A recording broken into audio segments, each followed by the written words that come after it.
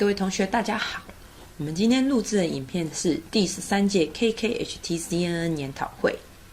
那我们首先是要介绍在一个动力系统下，我们如何已知系统的质量、阻尼、进度以及它的位移以及测得的位移量来去计算它的速度及加速度项，最后再透过总和这件事来去反算它的外力。那本方法呢，透过以下会稍微介绍一下，然后所以我们就开始。OK， Taiwan frequently experiences small earthquake, and its building, bridge, and public structure suffer from micro damage. Finding a way to reduce structural damage and improving our living comfort is important for our future. Good afternoon. My name is Winxin Zhou. My major is civil engineering at National Taiwan University. I'm interested in math and using numerical method to analyze the mechanics of structure. Today, I would like to talk about how to use the weak form method and closed form numerical differentiate to recover our unknown force in covering nonlinear accelerate. Okay, I divide my talk in 4 parts. First, I will tell you our study motivation.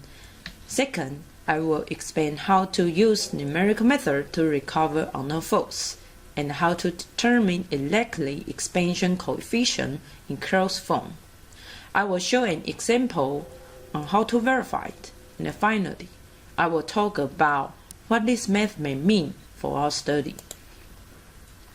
So this is my motivation. First, we develop to recover an unknown force in a second-order linear system, and we try to compute the velocity and acceleration from the inertial displacement, which polluted by the noise. Then our expansion coefficient will be determined exactly in closed form. We wish to recover the external force of nonlinear accelerate with a large time span and under large relative noise. So, how to use this method to recover our unknown force is our main talk in this study. First, we measure the displacement which polluted by the noise, and the structural coefficient are given. Then the weak form in first-order differential and the weak form in second-order differential were used in the nonlinear system to recover our unknown force. Okay, so let us to explore our method to recover the system of unknown force. So we consider a second-order linear ordinary differential equation. Now, we have displacement which polluted by the noise, and we should compute in first-order differential term and in second-order differential term in this equation. Okay, this is my flow chart. The motion equation is in t space. We expand one dimension to two-dimensional space, which we call a t-tau space. Then the ordinary differential equation convert to the partial differential equation. At this time, we implement the green second identity, which derive the boundary integral equation. Then we yield the weak form in t-tau space. We integrate the variable tau. The equation will be merely achieving dimension reduction and go back to the one dimension in t space. So in this slide, we tend to transfer the ODE to the PDE, and our boundary condition will modify in this form. We rewrite the motion equation. This is our first step. So in second step, we transfer the domain integrate into the boundary integrate. then we can use the adjoint operator, which we call the H star. So, when adjoint operator applied to the test function, the H star V will be 0. We multiply the function I of tau and substitute our boundary condition, then we can obtain this equation. We let W function present the I cross V function. So we use the separation variable method to find our test function. Our test function must be satisfy the boundary condition and the Gabor equation. In this study, the test function is also called the spectral function G. So let us to go back to the motion equation. This is my third step. The weak form which converts the motion differential equation into the integral form. We use the weak form method to derive the simple integral relation between Ft and Xt. As you can see, there is no differential symbol in equation and the function is weaker than the motion equation. So, in this section, we try to develop a weak form second order differentiate to compute the second order differential from a given noise signal. We assume the structure mass is equal to 1 and the damping stiffness are equal to 0. The eigenvalue and the G-test function can be rewritten in this form.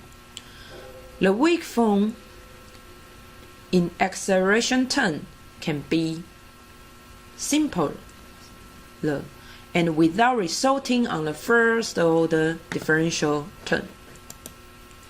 So this is our acceleration expansion term. We didn't know the solution in two ends, so we assume the two ends are the unknown coefficient. We substitute our zt into the numerical equation. So we scale the numerical differential in acceleration and build up numerical metric. Due to the nature of orthogonal, the metric A will be the diagonal metric. It is good for us to handle it. So we scale the right side function and construct the acceleration coefficient metric. Now, we use the same idea to develop the weak form first order differentiate, which derive to compute the first order differential from a given noise signal. This is the same procedure. We also have the metric A, and A is the diagonal metric. So we have the velocity coefficient metric too. So because of the metric A is a diagonal metric, the expansion coefficient can be determined elastic in closed form. Then we can find the acceleration expansion coefficient. On the other hand, we use the same idea to find the velocity expansion coefficient. Okay, this is our numerical example. We consider the nonlinear defined accelerate from the recovery of unknown force. Now, the following information is available, and the measured displacement is polluted by the noise 0.2. RT is the red number.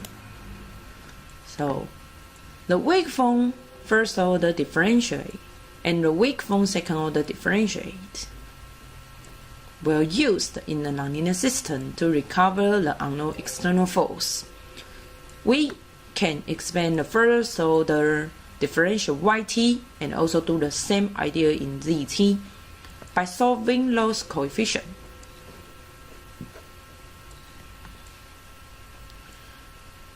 We can find the first order differential term and the second order differential term.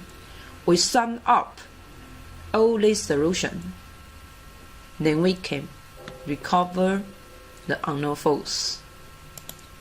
Okay, this is our numerical solution under relative noise 0.2.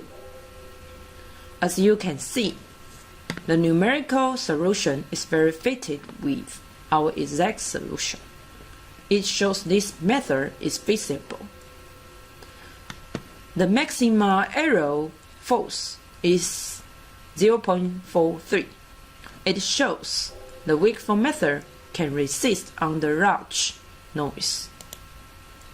Now this is my conclusion.